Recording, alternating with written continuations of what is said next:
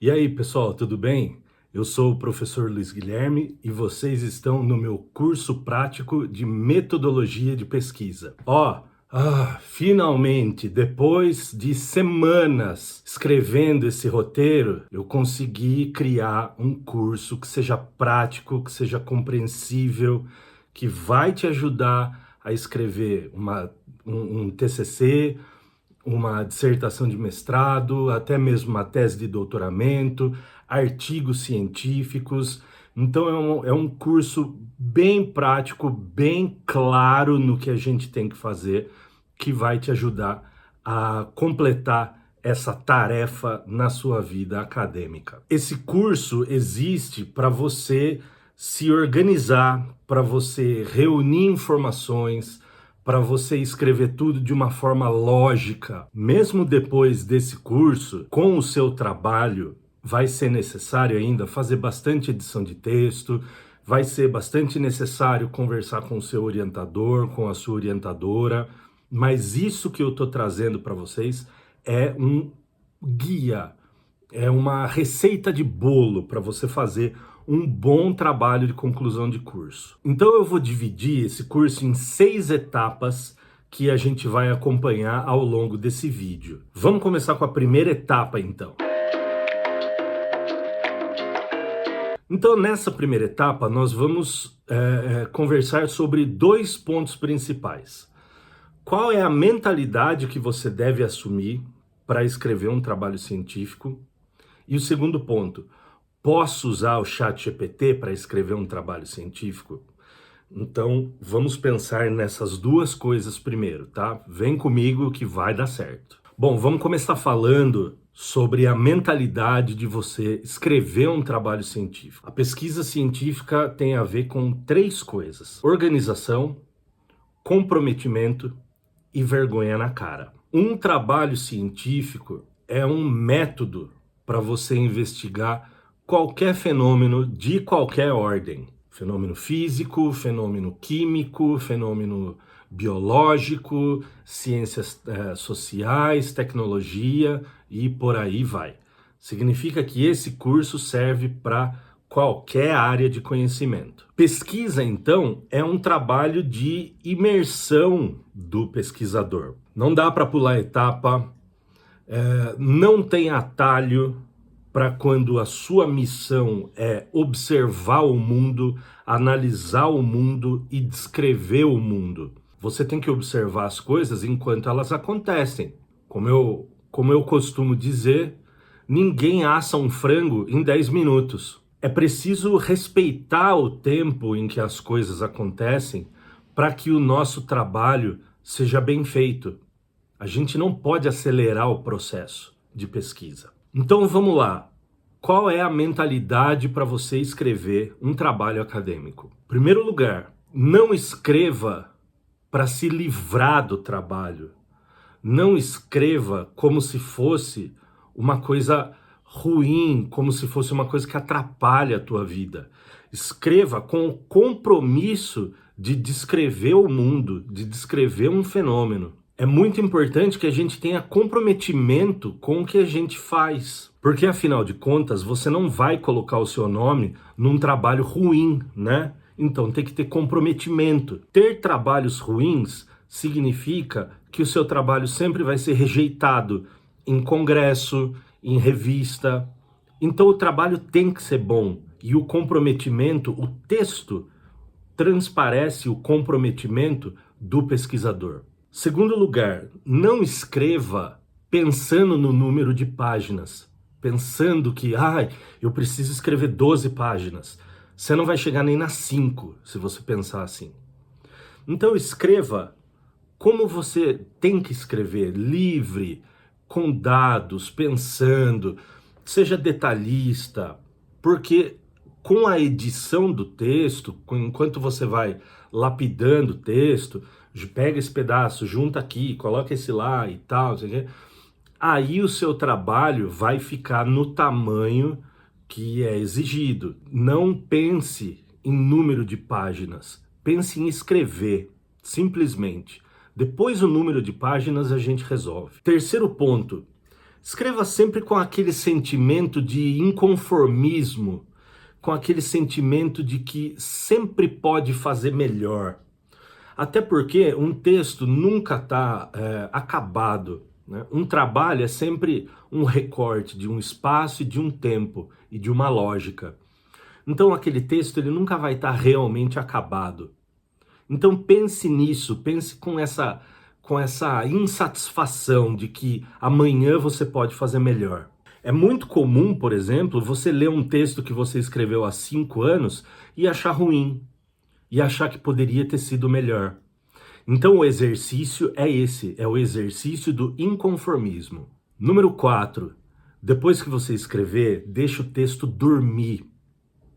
O que significa isso? Não revise o seu texto logo que você terminar de escrever. Porque ali o seu texto vai estar cheio de vício, vai ter erro de pontuação, vai estar errado, tem coisa errada ali. Só que você não vai conseguir ver no exato momento, porque você já está com a cabeça concentrada naquele texto, o seu olho, os seus olhos já estão manchados daquele texto.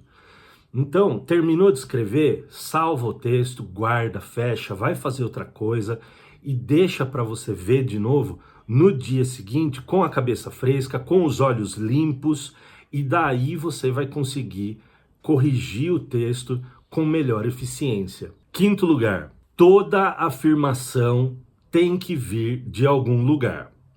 Se você faz qualquer tipo de afirmação no seu texto, você tem sempre que se perguntar: quem disse isso, em qual ano e em qual página?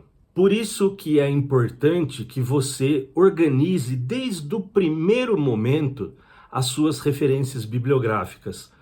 Guarda os links, guarda as datas, guarde os documentos que você encontrou, os outros trabalhos que você encontrou para dar suporte à sua pesquisa, porque essa organização vai te ajudar a trazer mais clareza nas suas fontes, porque a gente não pode tirar as coisas da nossa cabeça, tudo tem que ter suporte em algum conhecimento prévio. E é por isso que daí a gente vai para a segunda pergunta. Eu posso usar ChatGPT no meu trabalho acadêmico? O primeiro problema é que nenhuma inteligência artificial sabe referenciar texto. Ou eles vão dizer o livro errado, ou eles vão dizer o autor errado, ou eles vão dizer a página errada, ou eles vão trazer um trecho que simplesmente não existe, porque a função da inteligência artificial é resolver o problema que você deu para ela. E aí ela vai encontrar caminhos que não estão de acordo com a pesquisa científica. Pesquisa não é algo que você pode ter preguiça. Não é algo que você vai encontrar atalhos. Pesquisa depende de tempo e depende de comprometimento. Então, quando eu falei sobre vergonha na cara no começo desse vídeo, no começo dessa aula, é exatamente a isso que me refiro. Você não pode deixar ser substituído por um computador. Você é um ser humano, você tem orgulho, você tem consciência. Você não pode se deixar ser substituído. As inteligências artificiais, elas podem nos auxiliar em algumas tarefas, mas elas jamais podem nos substituir. Uma inteligência artificial não está no mundo. Uma inteligência artificial não vai a campo, não observa, não conversa com pessoas. Como é que uma inteligência artificial vai escrever um trabalho em que você precisa observar o mundo se ela não está no mundo? Você precisa ter controle sobre o seu próprio trabalho. Não é possível deixar algo tão importante na mão de um robô. Se você utilizar a inteligência artificial como uma ferramenta, aí sim ela pode ter alguma utilidade, né? Por exemplo, você pode usar a inteligência artificial para tentar concatenar algumas ideias que ainda parecem distantes. Ou então você pode usar a inteligência artificial para te ajudar a escrever o esqueleto do seu trabalho acadêmico? Quais são as etapas que você precisa escrever? Ela também é útil para você fazer correção ortográfica, só que isso não elimina a necessidade de ter um revisor humano, experiente. Mesmo se você fizer uma correção ortográfica pela inteligência artificial, é recomendável que você mande o seu texto para um revisor profissional. Bom, pessoal, tendo isso esclarecido, vamos então passar para a próxima etapa. Muito bem, moçadinha. Então, nessa parte do nosso curso, nós vamos falar sobre os seguintes temas. Como que a gente define um tema de pesquisa, como a gente define o objeto de pesquisa e como a gente faz o estado da arte. Existe uma hierarquia quando a gente define o que a gente vai pesquisar. Então, do mais abrangente para o mais específico, a gente pode pensar no tema, no objeto, no problema e na hipótese. Então, nessa etapa, especificamente, nós vamos falar sobre os dois primeiros, sobre o tema e sobre o objeto. Claro que a gente também vai falar sobre o estado da arte ou o estado da questão, como se diz em alguns livros. Tem livro que fala estado da arte, tem livro que fala estado da questão. Então, a gente precisa saber o que é isso também. É muito comum, no começo, a gente confundir o objeto de pesquisa com o tema de pesquisa e até mesmo com o problema da pesquisa. É muito comum.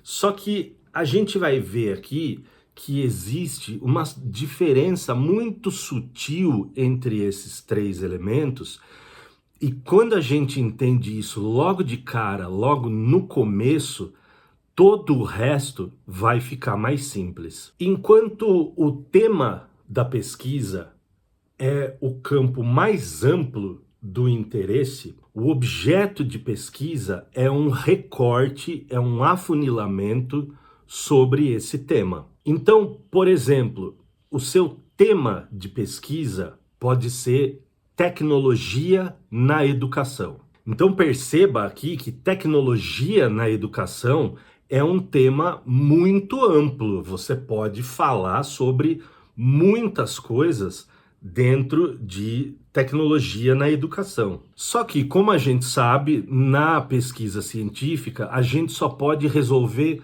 um problema por vez. A gente não pode abraçar o mundo, é sempre um problema por vez. Por isso, então, é necessário a gente fazer um recorte do tema.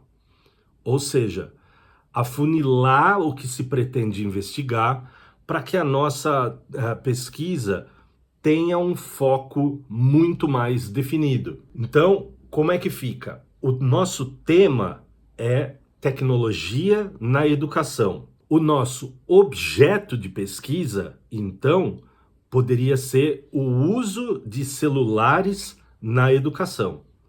Aí sim eu tenho um primeiro recorte, não é o último, mas já é um primeiro recorte.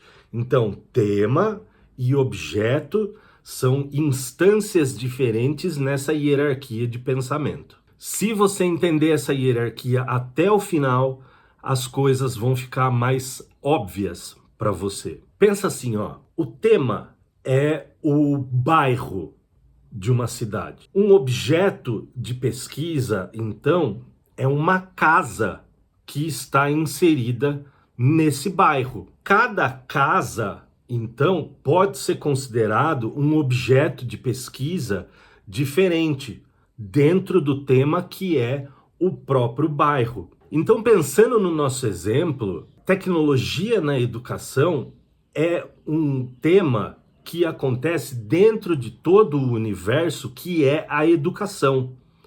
Então, se você imaginar que a educação é o mundo, você pode ter educação com tecnologia e sem tecnologia. Então, educação é o mundo. Tecnologia na educação é um bairro. E daí o objeto é uma casa que está nesse bairro. E você vai investigar essa casa. E você pode trocar a palavra, o verbo uso, né, a palavra uso, por qualquer outra palavra dentro do seu tema tecnologia na educação. Você poderia falar, por exemplo, vantagens, você poderia falar de deficiências, mas isso não impede que tecnologia na educação continue sendo o seu tema de pesquisa. Então você precisa ter essa distinção muito bem clara para quando a gente começar a falar sobre hipótese, para quando a gente começar a falar sobre problema. Bom, então vamos entender agora uma outra parte da pesquisa, que é o estado da arte. O estado da arte, ou o estado da questão, é um inventário que a gente faz sobre o objeto que a gente está pesquisando. O estado da arte indica onde que o seu próprio trabalho vai se situar no mundo. O estado da arte é quando a gente olha para o mundo e se pergunta, o que ainda não foi feito que eu posso fazer? Então o estado da arte é quando você se pergunta, onde é nesse mundo que a minha pesquisa se encaixa? Porque no final das contas, a sua pesquisa vai acrescentar a esse estado da arte, ou seja, a sua pesquisa vai ser um acréscimo de conhecimento dentro de tudo isso que já existe. Se a gente pensar naquela analogia do bairro e da casa, o estado da arte é quando você caminha pelo bairro para procurar um terreno vazio para construir a sua casa. Então você conseguiu entender a importância disso, né? É importante que você entenda quem já pesquisou o que você pretende pesquisar para você saber como colaborar sem fazer um trabalho repetido. Bom, então como é que a gente faz um estado da arte? Simples. Acessa o banco de teses da CAPES, ou o banco de teses da USP, ou o banco de teses da Unicamp, ou o banco de teses da sua própria universidade. Toda universidade tem que ter um banco de dissertações e teses. Aí você digita o seu tema de interesse ou o seu objeto de pesquisa. Se algum trabalho te interessar ali, você abre o trabalho e lê primeiro o resumo. Se o resumo tiver a ver com o que você pesquisa, aí você lê a conclusão do trabalho para ver se a metodologia, se a forma com que esse pesquisador fez a pesquisa dele tem a ver com a sua também. Se o resumo é bom, se a conclusão é boa, então aí você lê o trabalho inteiro, porque esse trabalho aí que você encontrou para o seu estado da arte, ele tem muito potencial para agregar ao seu próprio trabalho, ou seja, esse pesquisador aí, esse autor, vai ser uma fonte para o seu trabalho. E não esqueça de fazer um texto, um arquivo de texto com todos os links, com o dia que você acessou, com o título do trabalho, mesmo que ainda esteja um pouco desorganizado, mas vai guardando, porque depois, para você achar tudo isso, vai ser um perereco. Pesquisa científica tem a ver com organização. Quanto mais organizadas são as coisas, menos terror você vai passar. Confie em mim. Então é isso, pessoal. Vamos agora pular para a próxima etapa da nossa metodologia de pesquisa. Então vamos lá, pessoal. Agora nessa sessão nós vamos abordar 4 etapas para dar continuidade à nossa metodologia de pesquisa. Se você perdeu as outras etapas, então volta no vídeo para você não perder o fio da meada, porque é muito importante essa linearidade. Nessa parte aqui, eu continuo falando sobre os mesmos exemplos e sobre as mesmas analogias, então é importante que você siga esse vídeo do começo ao fim. Então, nessa etapa, nós vamos falar sobre o seguinte: o problema de pesquisa, a pergunta norteadora e a hipótese e a justificativa. Então vamos lá. Bom, como eu disse anteriormente, é muito comum no começo a gente confundir o tema da pesquisa com o objeto da pesquisa, com o problema da pesquisa. Então vamos retomar aquela analogia para seguir o raciocínio.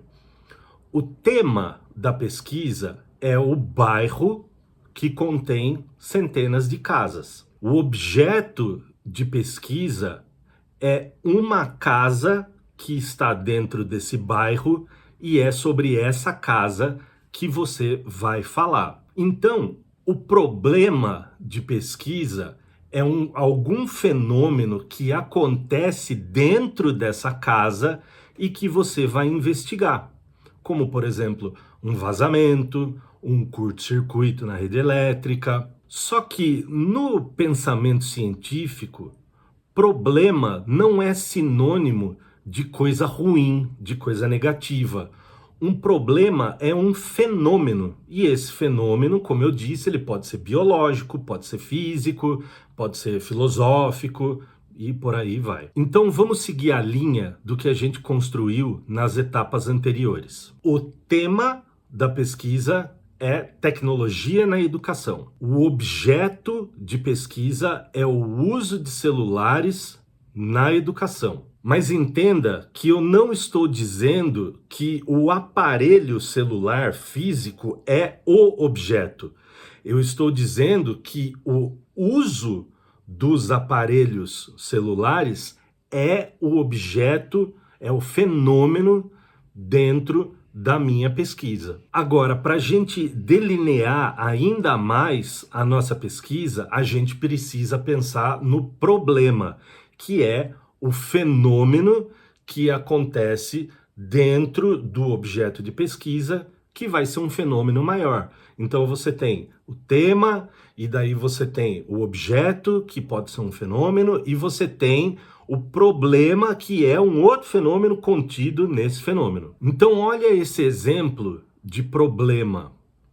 A sustentação da atenção dos alunos com o uso de aparelhos celulares na educação. Parece legal já, né? A gente tem aqui um caminho. Mas se você mostrar isso para o seu orientador ou para a sua orientadora, provavelmente ele ou ela vai dizer que precisa mais ainda. Como é que a gente afunila, como a gente recorta mais ainda esse problema? É aí que a gente vai falar sobre pergunta norteadora. Então a gente vai afunilando do tema, passando pelo objeto, passando pelo problema, passando pela pergunta norteadora, e aí as coisas vão começar a ficar mais claras. Mas a gente não pode confundir essas etapas. Então vamos fazer uma pergunta norteadora? Eu vou passar aqui para vocês uma fórmula muito simples. Um determinado objeto, em um determinado lugar, em um determinado tempo, que resulta em um determinado fenômeno. Você não precisa seguir isso nessa ordem, você pode misturar, mas um bom problema, uma boa pergunta norteadora tem esses 4 elementos. Vamos ver como é que ficou então? Tema: tecnologia na educação. Objeto: uso de aparelhos celulares na educação. Problema: sustentação da atenção dos alunos no uso de celulares na educação. Agora, olha a minha pergunta norteadora. Como o uso de aparelhos celulares impactou o desempenho acadêmico de alunos do ensino médio em escolas públicas da Zona Leste de São Paulo após a pandemia de Covid-19? Aí a gente tem um espetáculo de pesquisa para fazer. Agora sim, a gente tem com muito mais clareza o que a gente vai investigar. Mas aí você pode dizer: eu quero investigar uma hipótese ao invés de uma pergunta norteadora. É possível fazer isso? Claro que é possível, vamos lá ver. A diferença fundamental entre pergunta norteadora e hipótese é que a pergunta norteadora trata de uma pergunta direta, de um problema direto que você quer investigar. A hipótese é uma suposição que precisa ser testada. É por isso que na pesquisa científica hipótese não é fato, porque a hipótese está antes da conclusão. As duas podem ser investigadas pelo método dedutivo ou pelo método indutivo, mas a hipótese vai exigir teste, vai exigir entrevista, vai exigir uma série de técnicas e de metodologias de pesquisa que a gente precisa utilizar. Então, enquanto a pergunta norteadora trata de perguntas como o que, qual, como, por quê, uma hipótese vai testar uma desconfiança, uma suposição, vai testar um será que, o que aconteceria se. Então agora a gente vai passar para uma parte que interessa não só para a nossa pesquisa, mas também para o comitê de ética da sua universidade. Quando você submete todos os documentos para o comitê de ética, essa parte que nós vamos falar agora tem que estar muito bem explicada, que é exatamente a justificativa da sua pesquisa. Então você está percebendo como uma etapa vai se conectando à outra em termos de hierarquia e em complemento de informação. Então vamos continuar dando o mesmo exemplo que a gente está usando nessa aula para que fique tudo mais claro. A justificativa existe para você explicar por que a sua pesquisa é relevante para a comunidade científica e para a sociedade como um todo. Uma pesquisa científica é um monte de formiguinha trabalhando um problema por vez, resolvendo um problema por vez, e todo esse trabalho vai se refletir no estado da arte, vai se refletir na construção de conhecimento. É muito importante você lembrar que uma pesquisa é um patrimônio da sociedade. Então ela precisa refletir essa conexão que existe entre o mundo acadêmico e a própria sociedade. Então uma justificativa tem que indicar a relevância do problema que está sendo investigado, as contribuições que essa pesquisa vai trazer no sentido de proporcionar respostas para problemas, ou então ampliar formulações teóricas a respeito do assunto. O estágio de desenvolvimento desse conhecimento referente ao tema, a possibilidade de sugerir modificações na realidade a partir do tema que está sendo proposto.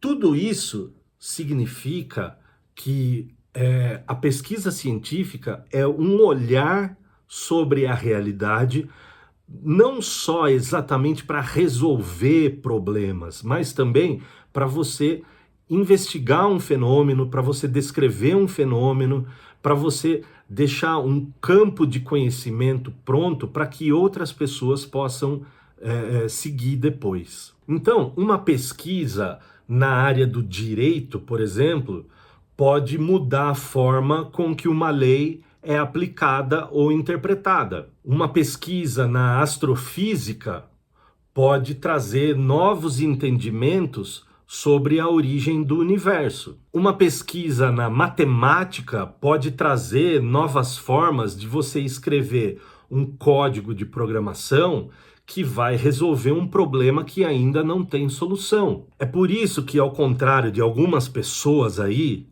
não existe pesquisa inútil, porque toda pesquisa vai contribuir para uma área de conhecimento. Toda pesquisa vai contribuir para resolver um probleminha por vez, para completar o todo. Não existe pesquisa inútil. Combinado, pessoal? Então agora vamos para a próxima etapa, que a nossa dissertação, o nosso TCC, está ficando cada vez mais gordo. Bom, pessoal, então agora nessa sessão, nessa parte, nós vamos falar sobre duas etapas da metodologia de pesquisa. Nós vamos falar sobre os objetivos, que daí a gente vai dividir em dois, e também a gente vai falar sobre algumas metodologias de pesquisa. Então vamos lá que vai dar certo, hein? Como a gente já entendeu, toda pesquisa tem um objetivo. A gente faz uma pesquisa para interpretar um fenômeno. Então a gente precisa dividir esses objetivos em duas partes: o objetivo geral e os objetivos específicos. O objetivo geral, ele costuma ser, ele meio que se parece com a união da hipótese ou da pergunta norteadora com a justificativa. Então, para a gente recapitular, o que a gente tem por enquanto? O tema, que é tecnologia na educação. O objeto de pesquisa, uso de aparelhos celulares na educação. O problema de pesquisa, a sustentação da atenção dos alunos com o uso de aparelhos celulares na educação. Aí a gente tem a pergunta norteadora: como o uso de aparelhos celulares impactou o desempenho acadêmico de alunos do ensino médio das escolas em escolas públicas da Zona Leste de São Paulo após a pandemia de Covid-19. Então, dentro desse nosso exemplo, a gente pode ter alguns objetivos possíveis. Um desses objetivos é obter resultados consistentes para averiguar se o nível de aprendizado aumentou com o uso de dispositivos móveis por alunos do ensino médio em escolas públicas da Zona Leste de São Paulo após a pandemia de Covid-19. Então, o nosso objetivo geral está muito claro aqui, é um objetivo alcançável. Agora, para a gente chegar nesse objetivo final, a gente vai precisar de alguns objetivos específicos. Os objetivos específicos são etapas que você vai fazer até chegar ao seu objetivo final. Então, se você pensar num jogo de videogame, cada objetivo específico é uma fase e o chefão é o objetivo geral. Só que você não pode confundir objetivo com metodologia. São coisas diferentes e a gente vai conversar sobre isso aqui. O mais importante nos objetivos específicos é não inventar muita moda, para evitar que o objetivo geral fique mais distante. Então a gente precisa ser realista. Quando a gente define bem a nossa pesquisa, aí a gente consegue definir com bastante clareza os nossos objetivos. Então, se você pensar no que a gente está fazendo aqui nessa aula, a gente tem o seguinte: o nosso objetivo geral é obter resultados consistentes para averiguar se o nível de aprendizado aumentou com o uso de dispositivos móveis por alunos do ensino médio em escolas públicas da Zona Leste de São Paulo após a pandemia de Covid-19. E daí, como objetivo específico, a gente pode determinar coisas como conhecer a realidade dos alunos, da amostra selecionada em sala de aula, identificar padrões de uso dos aparelhos celulares na pedagogia da escola, medir o grau de atenção e dispersão dos alunos durante as aulas e por aí vai. Só que o que eu estou dizendo é uma coisa resumida, é um passo a passo. O que é importante é você discutir isso muito com o seu orientador ou com a sua orientadora. Então, agora que a gente delimitou os nossos objetivos, a gente precisa ir para onde? Para a metodologia de pesquisa. Agora a gente precisa investigar. Se você perceber, tudo que eu falei até agora pode ser tratado como uma fase pré-pesquisa, como uma fase preparatória, como uma fase de discussão, como uma fase de proposição da sua pesquisa.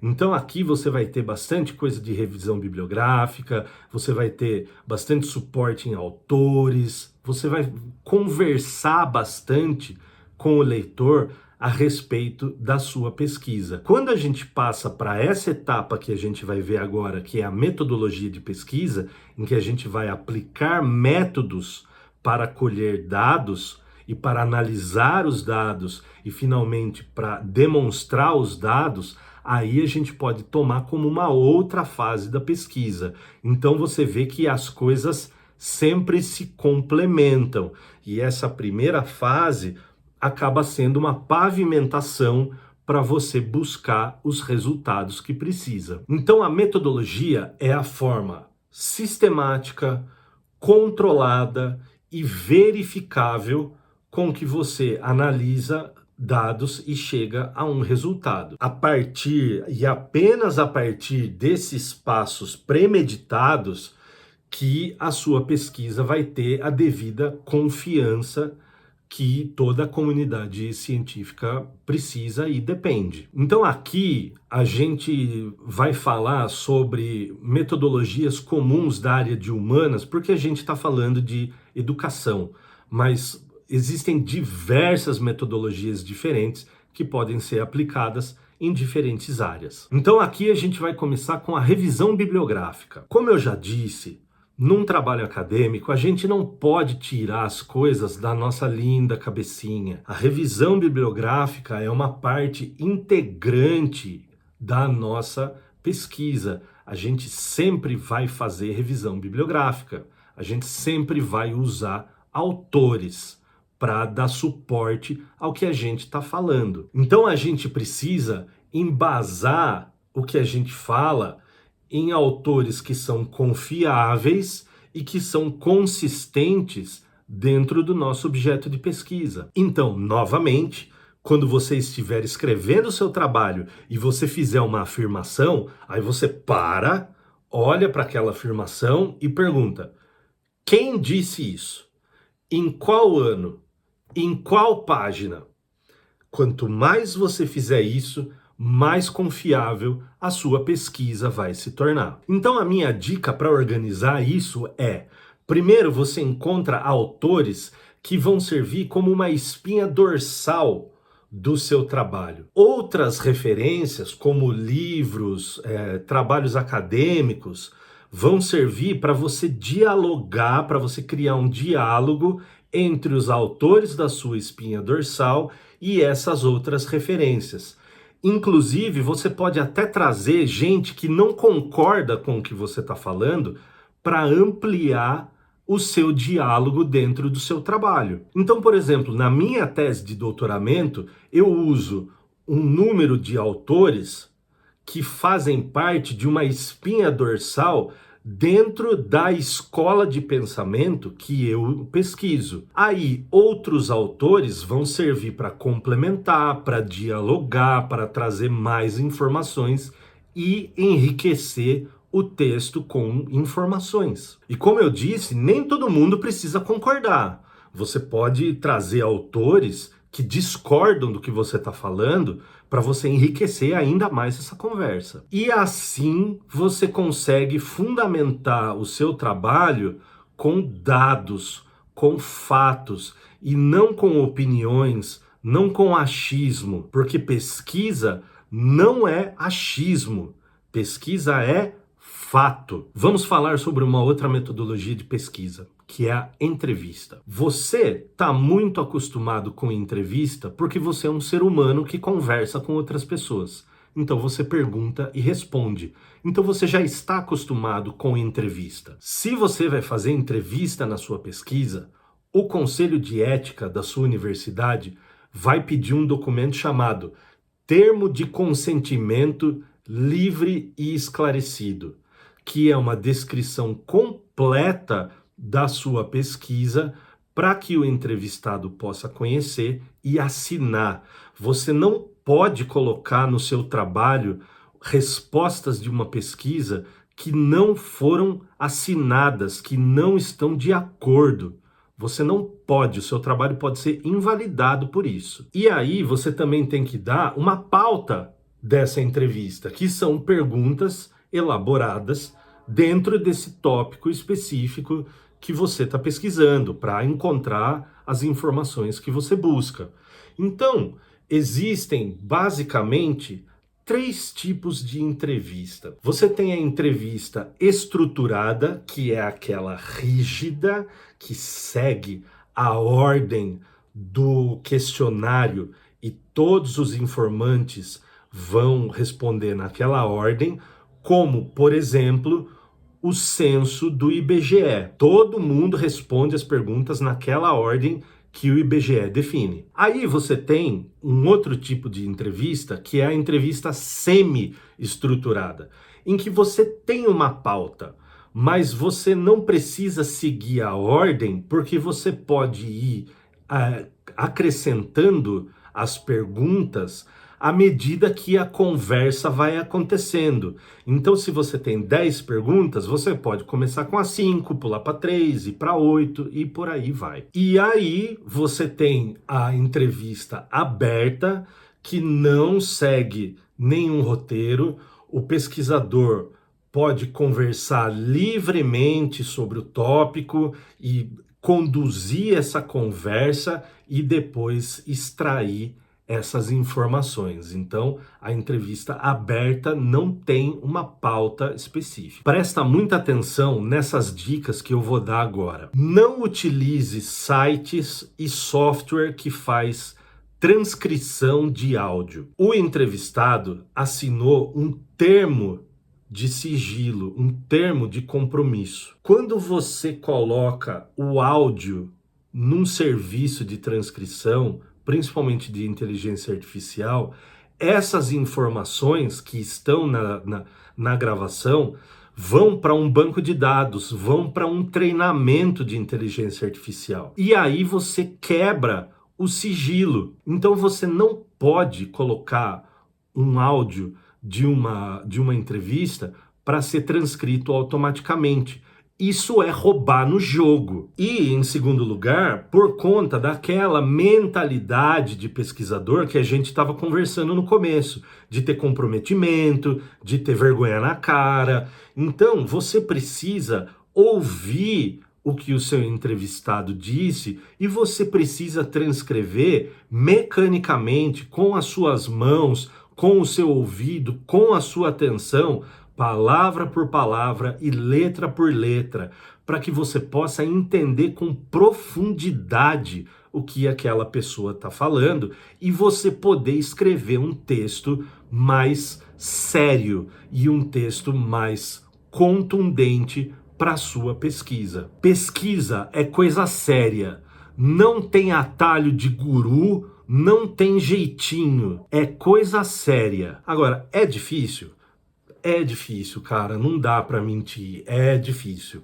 Mas com a organização necessária, e não só a organização dos materiais como um todo, mas a organização do pensamento em si, a gente consegue chegar lá.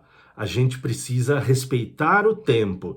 Ninguém assa um frango em 10 minutos. Se você começar com antecipação, você não vai terminar com pressa. Nosso trabalho está começando a tomar forma. Então vamos agora para as próximas etapas. Bom, pessoal, se você chegou até aqui sem pular nada, então você está alinhado com tudo que a gente está falando aqui até agora. Então agora nós vamos para uma outra etapa de toda a pesquisa científica, que é coleta de dados, demonstração de resultados e discussões. Apesar da gente abordar a coleta de dados só agora, nessa fase do nosso curso, mas isso, na verdade, é algo que acontece ao longo de todo o nosso trabalho, porque a gente usa autores como referências, a gente precisa dar suporte para as afirmações que a gente faz. Então, tudo isso é uma coleta de dados também, além dessa coleta que vem agora nessa etapa da metodologia. Então, quando a gente aplica entrevista, questionário, quando a gente faz observação e outros tipos de levantamento, a gente também está fazendo coleta de dados. Então, a coleta de dados é um processo fundamental de obter informações sobre o objeto de pesquisa. O objetivo da coleta de dados é reunir as informações que são relevantes, que são confiáveis, para responder a nossa pergunta norteadora, para testar as nossas hipóteses. Então a gente pode lembrar a nossa pergunta norteadora dentro do tema da tecnologia na educação. Como o uso de aparelhos celulares impactou o desempenho acadêmico dos alunos do ensino médio em escolas públicas da Zona Leste de São Paulo após a pandemia de Covid-19. Aqui nós estamos tratando da pergunta norteadora e não da hipótese. Então, se a gente utilizou o estudo de caso, a gente vai ter que observar, entrevistar, ler documentos e fazer vários outros tipos de extração de dado para mostrar o que está acontecendo naquele ambiente que é a escola pública da Zona Leste de São Paulo. Então, como a gente está falando de amostra, a gente não está falando de 100%. Você tem que avaliar com o seu orientador, com a sua orientadora, qual é a amostra mais confiável. 5 salas, 10 salas, 15 salas. Então, do 100%, você tem que fazer uma conta para decidir o que vai te trazer um número relevante dentro dessa amostra. Nessa etapa, você ainda está coletando dados que são brutos, ou seja, que ainda precisam ser tabulados, analisados, interpretados e depois discutidos. O que você está vendo ali são as coisas como elas realmente são. Por isso, em algumas metodologias, em alguns casos, a isenção do pesquisador enquanto observador é fundamental, porque ele não pode influenciar, ele não pode ser notado, ele não pode participar do fenômeno. Existem pesquisas em que isso é possível e é permitido. Nesse nosso exemplo, não é, a gente só observa. Aí, depois que a gente reúne esses dados brutos, a gente vai passar para uma outra parte, que é a demonstração dos resultados. A demonstração dos resultados é a etapa em que esses dados são tabulados, são interpretados e começam a ser discutidos, ou eles são apresentados. Como a gente está falando desde o começo, é importante que a pesquisa científica lance um olhar sobre algo que está acontecendo no mundo e que traga formas para que a gente possa interpretar esse fenômeno ou até mesmo resolvê-lo. É por isso que a demonstração dos resultados tem que ser uma coisa muito organizada e muito fácil de ser entendida, de ser lida. Uma pesquisa científica pertence à sociedade. Então a sociedade não pode ter dificuldade em entender o que você está escrevendo ali. Então toma cuidado com uma linguagem muito rebuscada, com uma linguagem de difícil interpretação, porque afinal de contas você não está falando só para os seus colegas acadêmicos ou só para a banca, você também está conversando com a sociedade. É claro que você não vai para um nível de língua, um nível de escrita que seja muito coloquial, mas existe ali um meio termo. E aí, dependendo da metodologia que você aplicou, existem diversas formas de você demonstrar esses dados, né? Os dados podem ser quantitativos, quando eles são demonstrados por meio de gráficos, de tabelas, de relatórios, de análises estatísticas, ou então os dados qualitativos, que podem ser descritos levando em consideração narrativas, percepções, formas de contextualização, mas o que é importante nesse tipo de demonstração de dados é a gente tomar cuidado com o nosso viés.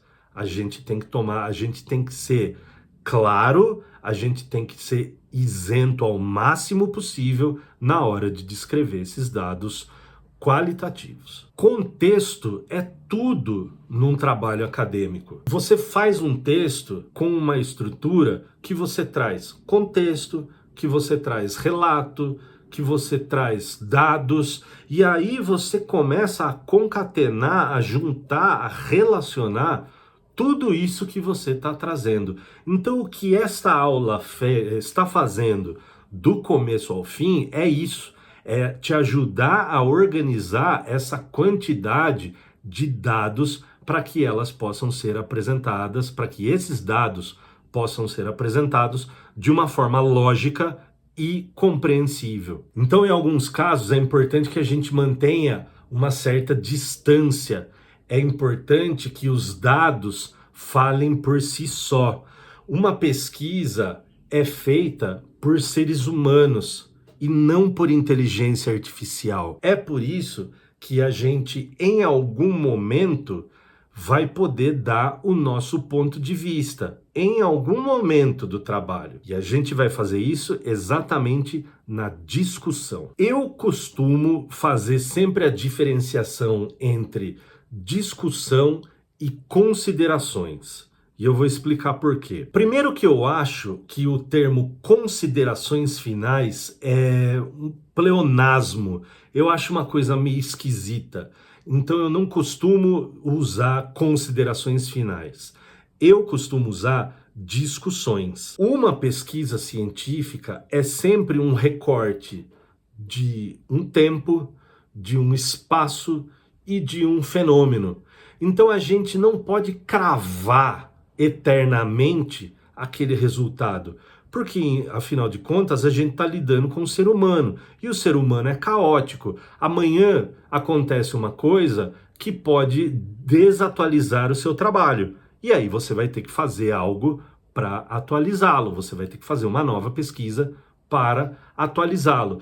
Então eu prefiro falar discussão para permitir essa abertura para outros pesquisadores, para que outros pesquisadores possam avançar com o seu trabalho, para permitir essa abertura do inesperado, do acaso. Então, eu prefiro discutir os dados do que cravar com categoria que aquilo é aquilo e pronto e nunca mais vai mudar. Porque as coisas mudam. Então, na sua discussão, você pode tratar de coisas como por que as coisas são como elas são? Como as coisas podem melhorar a partir desse ponto? O que pode se esperar no futuro a partir disso que foi pesquisado? Esses são pontos que são interessantes para você colocar na sua discussão dos resultados. Então, se a gente está fazendo uma pesquisa sobre o uso de telefones celulares numa sala de aula, simplesmente mostrar os resultados, despejar um monte de número, não vai fazer sentido. Faz sentido a gente discutir para onde que a educação, para onde que o uso de aparelhos celulares pode partir desse ponto em que você está recortando. Então, sugerir melhorias pedagógicas, fazer comparações, tudo isso são formas de você discutir o seu trabalho e entregá-lo para a sociedade. Nessa parte é muito difícil ser imparcial, mas o que é importante é a gente promover um debate sóbrio, um debate sólido, com base em dados, com base em metodologia, e dessa forma o seu trabalho vai manter o diálogo aberto com a universidade, com a sociedade, e ele pode ser sempre aperfeiçoado à medida em que o tempo passa. Então, se você chegou até aqui, ótimo, parabéns, porque agora a gente vai para a etapa final do nosso trabalho. Pessoal, vocês devem ter percebido que até agora a gente não falou sobre introdução, a gente não falou sobre resumo e a gente não falou sobre palavras-chave, né? Mas isso tem um motivo. Essas são as últimas coisas que a gente escreve numa pesquisa científica. Na verdade, a introdução é a penúltima coisa que a gente escreve numa pesquisa científica. No entanto, ela já pode ir sendo esboçada ao longo do caminho para que daí você ajuste ao longo da pesquisa. Não tem como você escrever uma introdução que seja definitiva, porque você ainda não passou por todas as etapas.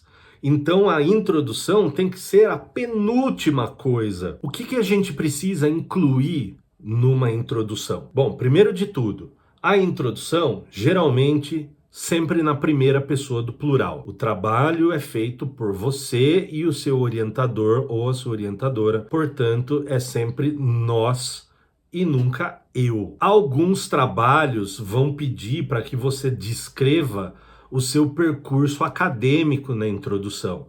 E aí sim, obviamente, você vai escrever em primeira pessoa. A introdução tem que dar bastante contexto para a sua pesquisa. Você tem que escrever uma história, entre aspas, sobre o que você está pretendendo pesquisar. Então, você pode usar o estado da arte para debater as ideias iniciais, para deixar claro onde o seu trabalho vai se situar nesse universo.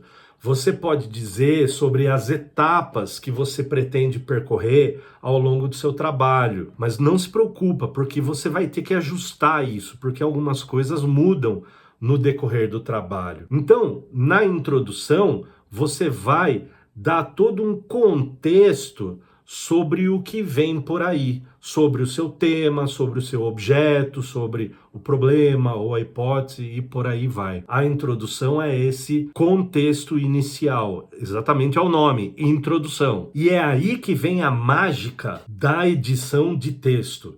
Porque se você tem o tema, o objeto da pesquisa, o problema, a pergunta norteadora ou a hipótese e a justificativa, você tem uma introdução muito bem feita. E aí, no final da sua introdução, você vai ter um texto que vai poder guiar o leitor para coleta de dados, para análise de dados, para demonstração dos dados e para as discussões. Então agora a gente precisa da cereja do bolo desse negócio, que é exatamente o resumo e as palavras-chave. É impossível você começar o seu trabalho acadêmico escrevendo o resumo. O resumo tem que ter o tema, o objeto, a justificativa, a metodologia e os resultados.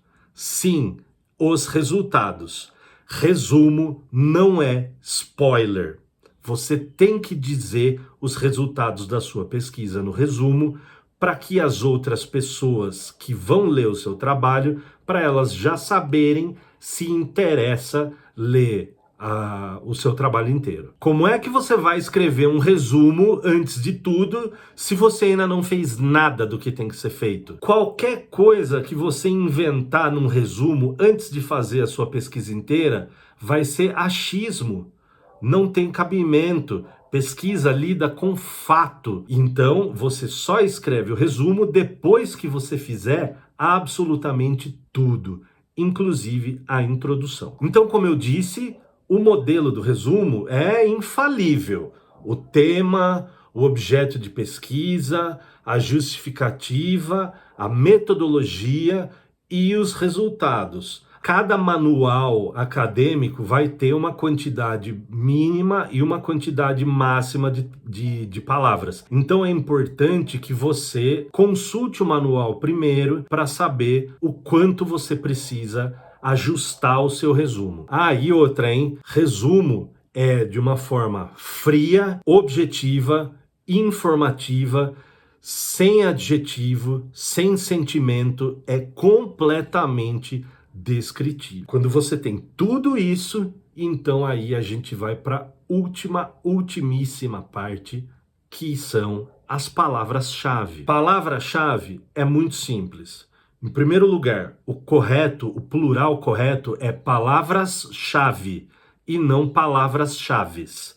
Já conserta isso no seu trabalho. Bom, você tem controle total sobre a sua pesquisa, porque você que escreveu, você que coletou os dados, você que analisou tudo e não usou inteligência artificial. certo? Então a regra é a seguinte: 5 palavras, da esquerda para a direita, do mais abrangente para o mais específico, do tema para o objeto. E aí, aquela dica de ouro novamente. Terminou de escrever? Deixa o seu trabalho dormir, deixa a sua cabeça limpar, deixa os seus olhos limparem, leia o seu trabalho uma semana depois, para que você possa fazer uma revisão de texto, para que você possa pegar vício de linguagem, para que você possa pegar palavra digitada errada. Então, deixa o trabalho dormir, vai fazer outra coisa e daí depois você volta. E você pode voltar depois porque você começou antes,